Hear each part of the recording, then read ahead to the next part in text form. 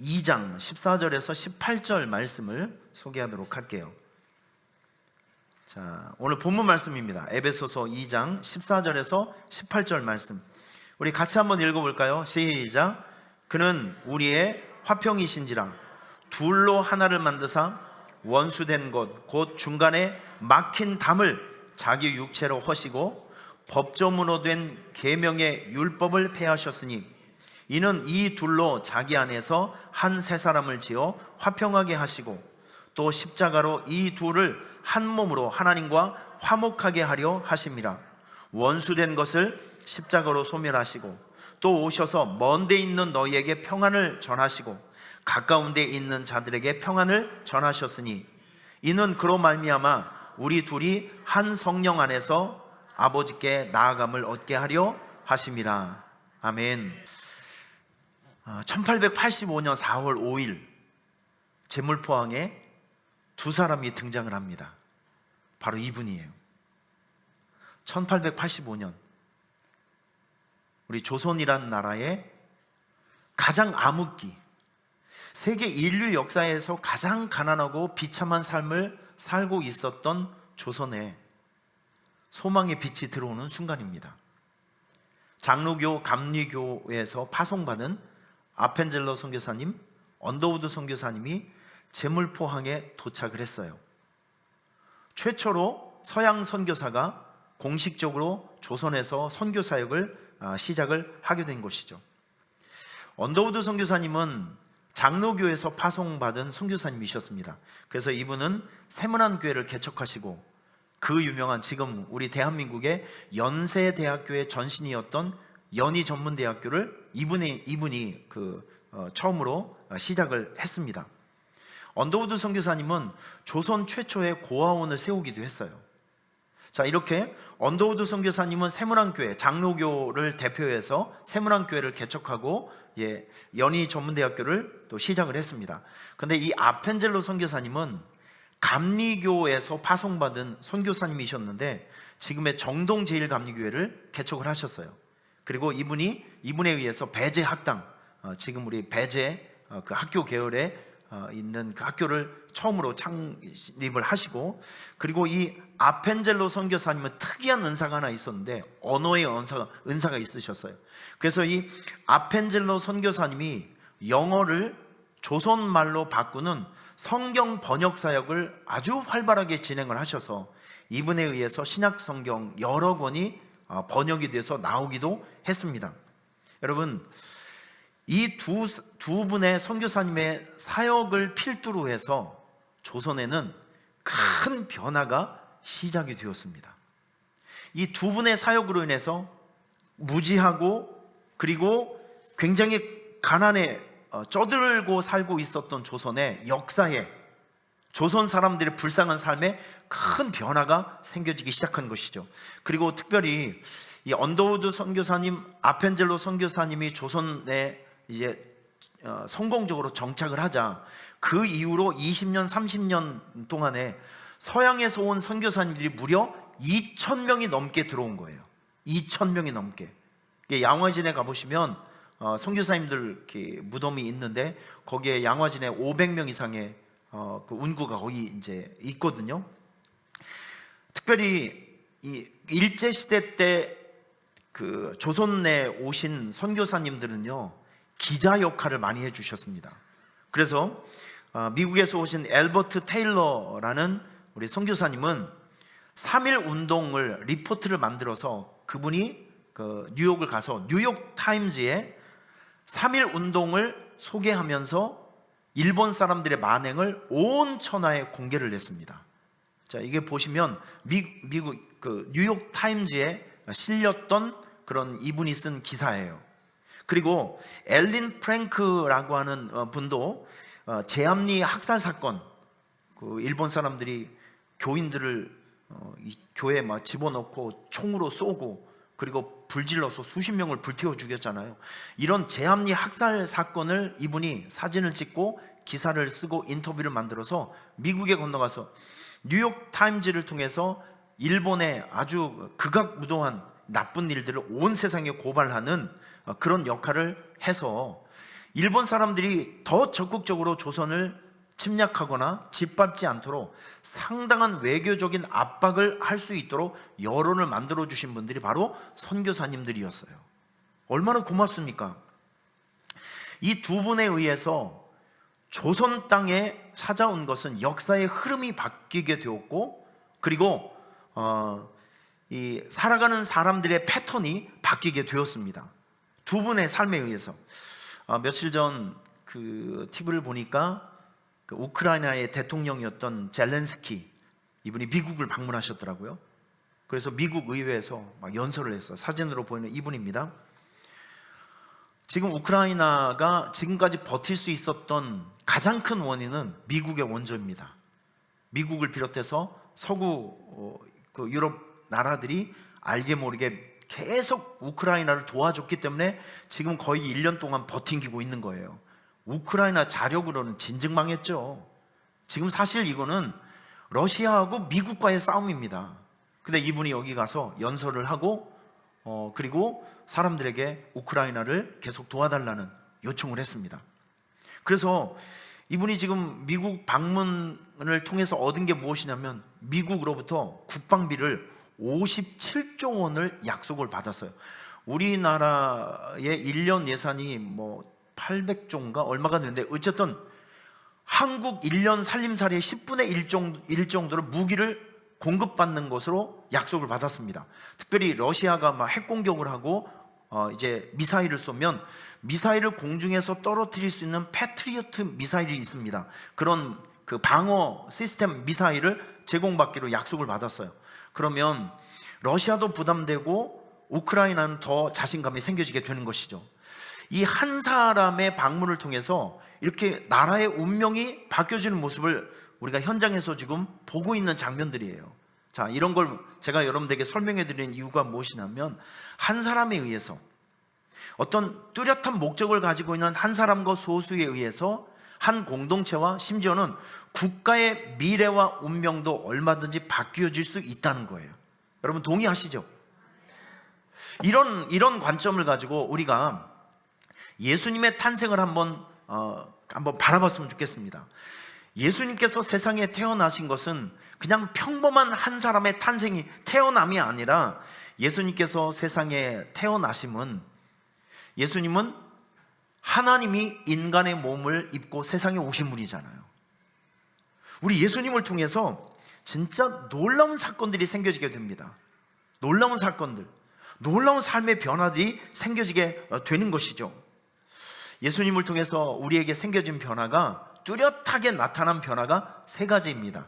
그 첫 번째가 무엇이냐면, 예수님은 당신이 세상에 오심과 삶과 십자가의 죽음을 통해서 둘을 하나로 만들어 주셨습니다. 이게 둘이 하나가 된. 자, 오늘 본문 말씀 보면 이런 말씀이 있어요. 14절 말씀에 보면, 그는 우리의 화평이신지라 둘로 하나를 만드사 원수된 곧 중간에 막힌 담을 자기 육체로 허셨다. 자, 이런 말씀이 있어요. 여러분 저를 한번 보실래요?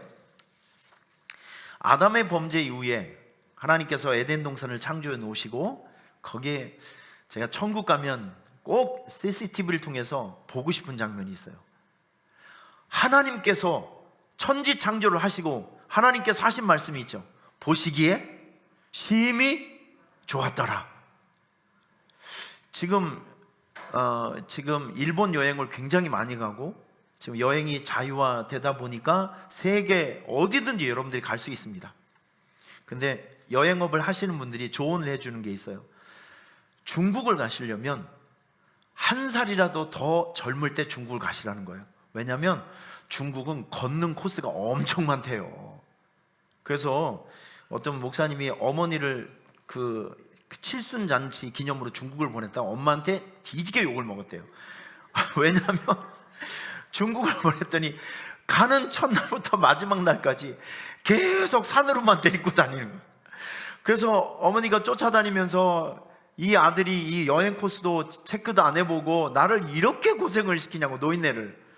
그 여행을 보내고 어머니한테 아주 막 혼이 났대요. 자, 그런데 우리가 외국을 가는 이유가 무엇이냐면, 외국을 가면 멋있는 풍경을 보잖아요. 여러분 우리 외국 사람들이 특별히 필리핀 사람이나 이게 동남아에서 오신 분들이 한국에 와서 가을 단풍을 보잖아요. 이분들은 미칩니다. 이런 게 없거든요. 이 열대 지방을 보면 그냥 늘 날씨가 더우니까 그냥 야자나무 뭐 그냥 늘 그래요. 근데 우리나라를 보면 산이 봄, 여름, 가을, 겨울이 다 바뀌잖아요. 여러분 특별히 단풍 멋있잖아요. 좀 느껴주세요. 단풍 멋있잖아요. 가을 되면 강원도 쪽 한번 가보세요. 가을 산이 얼마나 멋있는지 몰라요. 그리고 이게 남쪽으로 가다 보면, 운전을 하다 보면 산이 너무 예뻐서 차를 세워놓고 경치를 감상하고 갈 때가 좀 종종 있어요. 그러니까 이런 거는 우리가 일상이 되었기 때문에 뭐 그런 거보다 하지만, 이런 걸 한 번도 보지 못한 동남아 사람들이나 뭐 다른 나라 사람들이 와서 한국의 이 절경을 보면 진짜 미친다니까요. 자기 눈을 믿을 수가 없어서 눈을 씻고 진짜 뷰티풀, 원더풀 막 난리가 나요. 저는 성국에 가면 꼭 보고 싶은 것이 있어요. 우리 같이 한번 봤으면 좋겠습니다. 여러분과 저는 천국에서 만나야 합니다. 딴 데서 만나면 안 되고 꼭 천국에서 만나야 돼요. 아시겠죠? 어두컴컴한 이상한 데서 만나면 안 되고 어디에서?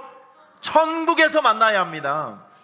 그 천국에서 만나서 우리가 함께 꼭 봐야 될 거는 에덴 동산.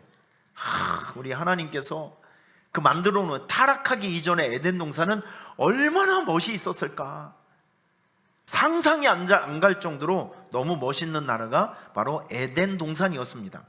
그런데 에덴 동산에서 하나님께서 딱 정해 놓으신 거 하나, 선악을 알게 하는 나무의 열매는 따먹으면 안 된다. 이 약속을, 이 명령을 지키지 못해서 아담이 따먹었어요. 죄가 마음에 들어왔습니다. 그래서 하나님은 사람을 에덴 동산에서 분리를 시켰어요. 그래서 우리는 하나님과 하나가 되는 것이 아니라 둘이 되었습니다. 근데 예수님께서 세상에 오셔서 하신 일이 무엇이냐면, 자기 자신의 육체 죽음을 통해서 둘이 되었던 이 관계에 다리를 놓아서 이제 하나로 다시 만들었다는 거예요. 이건 누구만이 할 수 있는 거냐면 우리 예수님만이 할 수 있는 고유한 사역이었습니다. 여러분 이날 아세요? 1990년 10월 3일 사진 한번 보여주세요. 이게 무슨 장면이냐면, 동독과 서독이, 성독과 서독에 이제 가로막는 베를린 장벽이라는 것이 있었습니다. 이게 무너진 날이에요. 독일도 얼마 전에는 나라가 두 개였었잖아요. 동독과 서독. 옛날에 올림픽을 나가도 동독과 서독이라고 했습니다. 근데 이 동독이 1980년 나라가 망했어요. 너무 가난해서 나라가 망했어요. 그래서 서독과 10년 동안 무엇을 했냐면 흡수 통합. 그러니까 우리 대한민국이 지금 통일 정책 중에 하나가 무엇이냐면, 갑작스러운 통일이 아니라 독일처럼 흡수 통일을 한번 해보자, 뭐 이런 거를 모델 삼아서 지금 진행을 하고 있는데, 동독과 서독이 10년 동안 흡수 통일을 계속 이제 진행을 하다가 결국 1990년 사진 한번 다시 보여주세요. 1990년 10월 3일 베를린 장벽을 무너뜨려서 이게 두 나라가 하나가 된 거예요. 두 나라가 하나. 여러분, 우리 예수님께서 세상에 오셔서 하신 일이 무엇이냐면, 하나님과 분리되었던 인간을 자기 자신의 죽음을 통해서 통로를 만들어서, 다리를 만들어서 이제는 하나가 되게 해주셨어요. 할렐루야. 이건 누구도 할 수 없는 일을 우리 예수님께서 해주신 것입니다. 인류의 역사의 방향이 바뀌어지게 된 것이죠. 그리고 예수님께서 세상에 오셔서 하신 일들 중에 참 귀하신 일이 있는데, 미움을 사랑으로 바꾸어 주셨습니다. 미움을 사랑으로. 여러분 오늘 17절 말씀을 같이 한번 볼까요? 17절 말씀. 자, 17절 우리 같이 읽겠습니다. 시작. 또 십자가로 이 둘을 한 몸으로 하나님과 화목하게 하려 하심이라. 원수된 것을 십자가로 소멸하셨다. 자, 이 말씀이 있습니다. 원수된 것을 십자가로 소멸하셨다. 자, 이 말씀이 있어요. 여러분 저를 한번 보실래요? 하나님이 유일하게 미워하시고 공격하는 것이 있습니다. 뭔지 아세요? 죄입니다. 하나님이 유일하게 미워하시고 공격하시는 거, 죄입니다. 하나님은 누구도 미워하지 않는데 죄를 미워하시고 죄를 공격하시는 분이 우리 하나님이세요. 성경 보면 이제 이스라엘 백성들이 하나님께서 코스를 바꿔서 막 험한 길을 다시 가게 해주셨어요. 이때 광야 생활에 지친 이스라엘 백성들이 짜증을 내는 거예요. 또 이 길로 가요? 아우 지겨워. 또 이 길로 가야 돼? 아우 우리 애들 데리고 이 험한 산을 어떻게 넘어가? 아우 진짜 짜증나네. 여기 먹을 것도 없고 잠잘 때도 마땅치도 않고. 혹시 여러분께서 산에서 주무실 경험이 텐트 안에서 이제 불편한 곳에서 잠을 잤던 기억을 되살리면, 여러분 이 바닥이 편하지 않으면 잠자리가 정말 힘들어요. 근데 모세가 끌고 다녔던 광야는 참 이루 말할 수 없는 힘든 상황이었습니다.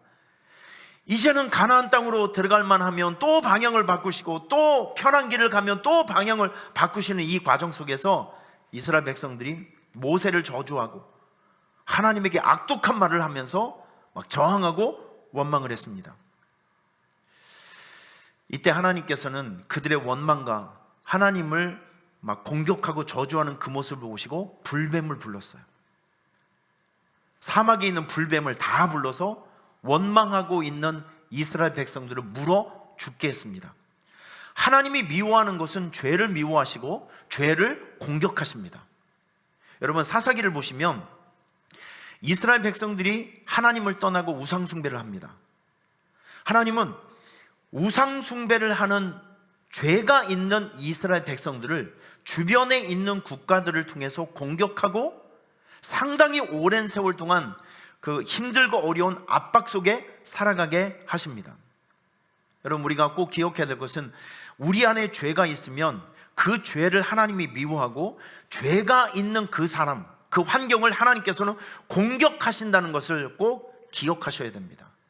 그래서 우리는 죄를 멀리해야 돼요. 아멘 하시길 바랍니다. 죄를 즐기는 것이 아니라 죄를 두려워해야 되고 죄를 물리쳐야 됩니다. 왜냐하면 이 죄를 품고 있으면 하나님이 우리를 미워하시고 하나님이 우리를 공격하시기 때문에 그래요. 우리가 잘 알고 있는 소돔과 고모라 성, 이거는 역사에도 나오고 있는 얘기예요. 어제도 성경 퀴즈를 통해서 롯이 소돔과 고모라 성을 빠져나가는 순간부터 하늘에서 내려온 것이 있죠. 첫째, 불. 두 번째, 유황이 쏟아졌습니다. 불과 유황이 쏟아져서 소돔과 고모라 성이 완전히 없어진 거예요. 왜냐하면 그 성에는 하나님께서 가장 증오하셨던 아주 끔찍한 이 죄악 덩어리들이, 죄의 시스템들이, 타락한 죄의 문화가 소돔 고모라 성에는 가득했기 때문에 그렇습니다. 그런데 우리 예수님께서 세상에 오셔서 이 모든 죄를 당신의 죽음을 통해서 소멸해 주셨어요. 죄의 저주를 파괴할 수 있는 것은 딱 하나, 예수님의 대속의 죽음. 예수님의 피는 죄의 능력과 저주를 소멸하는, 불태워 없애는 능력이 있는 것을 여러분 믿으시기를 축원합니다. 그 예수님의 보혈의 능력이 우리가 예수님을 영접하는 순간, 나의 구원자로 영접하는 순간, 여러분 모두에게는 여러분 안에 있는 죄가 소멸되고 없어지고 제로 포인트가 되고 불태워 없어지는, 그래서 하나님이 미워하는 사람이 아니라 하나님이 사랑하는 사람으로 회복된 것을 믿으시길 바랍니다. 죄가 없으니까 하나님은 여러분들을 사랑하시는 거예요. 여러분 이 사실을 믿으시길 바랍니다. 따라하겠습니다. 하나님은 나를 사랑하신다.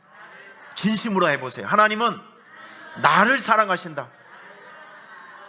우리 실수 많잖아요. 잘못한 거 많잖아요. 저도 제 자신을 이렇게 뒤를 돌아보면 한심할 때가 너무 많아요. 잘하려고 노력을 하는데 이상하게 하다 보면 보잘하고 어떨 때 보면 내가 바보 같아. 한심스러워요.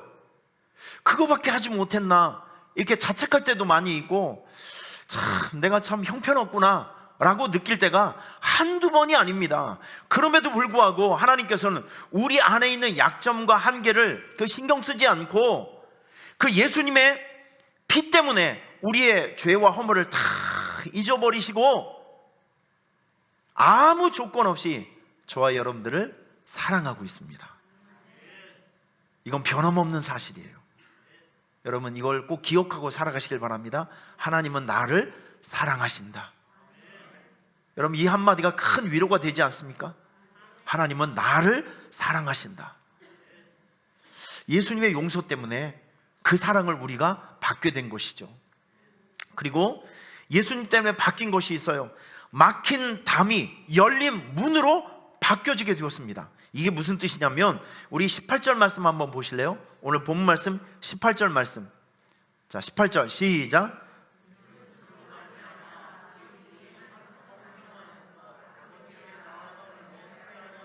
네, 우리 둘이 한 성령 안에서 아버지께로 나아감을 얻게 하려 하신다. 자, 지금 보시면 우리 기억을 잘 한번 되살려 볼까요?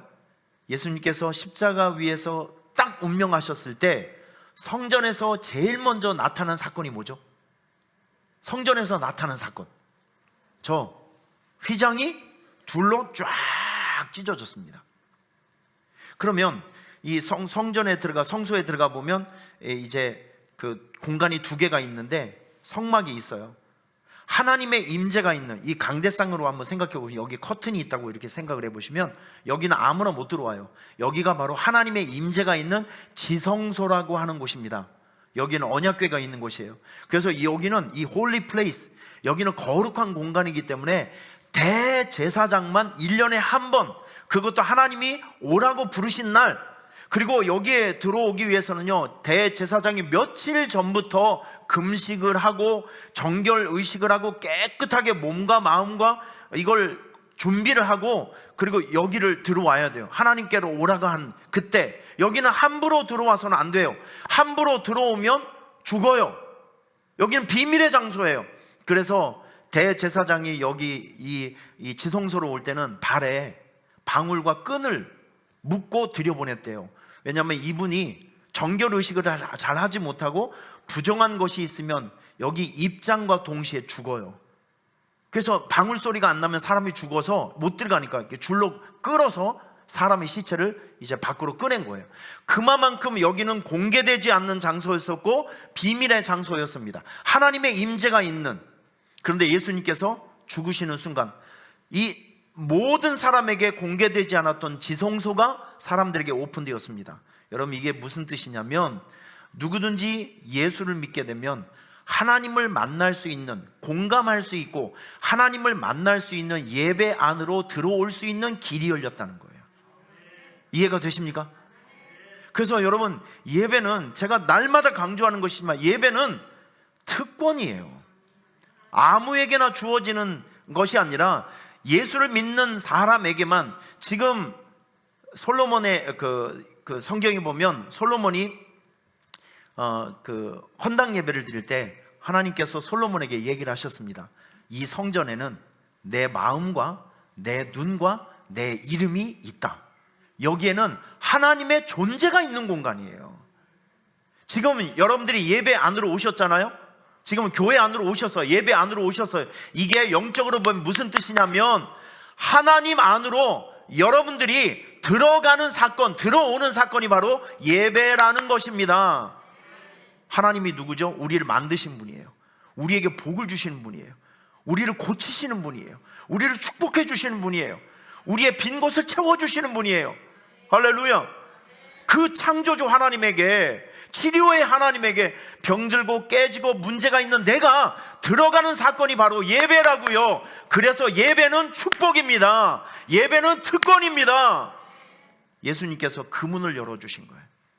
그동안은 꽁꽁 닫혀 있었던, 일반 사람들에게는 꽉 닫혀 있었던 그 예배의 문, 하나님을 만날 수 있는 공간, 그 예배의 문이 완전히 닫혀져 있었는데 유일한 몇 사람에게만 공개가 되었던 영적인 지성소, 이 예배의 장소가 예수님의 죽으심을 통해서 누구든지 주 예수 그리스도를 믿기만 하면 하나님을 만날 수 있는 예배의 그 특권, 그 안으로 들어갈 수 있는 길들을 우리 주님께서는 열어주신 것입니다. 할렐루야! 얼마나 놀라운 축복이에요. 예수님께서 세상에 나셔서 우리를 위해서 해주신 일들이 너무 많이 있는데, 또 예수님 때문에 우리의 삶에 변화된 것이 너무 많이 있는데, 막힌 문이 열린 문으로 변화가 되었습니다. 할렐루야! 이제 우리는 하나님과의 관계가 미움의 관계가 아니라 예수님 때문에 사랑의 관계로 회복이 되었어요. 그리고 둘이 아니라 하나가 되는, 하나님과 하나가 되는 놀라운 변화가 생겨지게 되었습니다. 이 모든 것이 예수님께서 저와 여러분들을 위해서 만들어 주신 구원의 역사입니다. 우리 예수님에게 감사와 영광의 박수를. 할렐루야! 아멘. 기도하겠습니다. 하나님 아버지, 우리 아기 예수님께서 탄생하신 이날, 예수님 때문에 변화되고 또 예수님 때문에 삶의 방향이 바뀐 이런 현장들을 우리가 목격하면서 감사와 찬양과 영광을 올려드립니다. 이제 예수님께서 우리에게 베풀어 주신 이 귀한 은혜를 가슴에 품고 그리스도의 복음을 증거하는 복된 자의 삶을 살아가게 해 주시옵소서. 예수님의 이름으로 기도하옵나이다. 아멘.